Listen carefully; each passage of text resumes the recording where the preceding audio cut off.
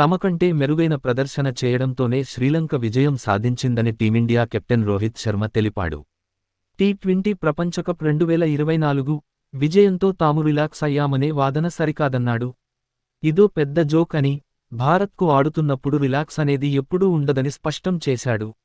3 వన్డేల సిరీస్లో భాగంగా బుధవారం జరిగిన ఆఖరి మ్యాచ్లో టీమిండియా 110 పరుగుల భారీ తేడాతో ఓటమి పాలైంది.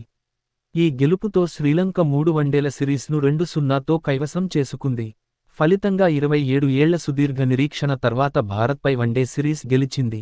ఈ మ్యాచ్ అనంతరం తమ పరాజయంపై స్పందించిన రోహిత్ శర్మ, శ్రీలంక జట్టుపై ప్రశంసల జల్లు కురిపించాడు.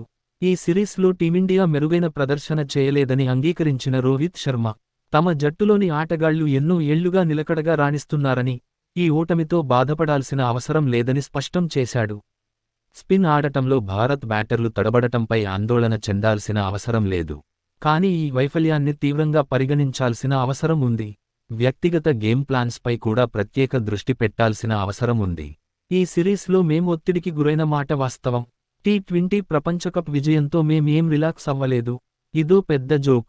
భారత్కు ఆడుతున్నంత కాలం రిలాక్స్ అవ్వడం అనేది ఉండదు. క్రెడిట్ ఇవ్వాల్సిన చోట ఇవ్వాల్సిందే. శ్రీలంక మా కంటే మెరుగైన ప్రదర్శన చేసింది.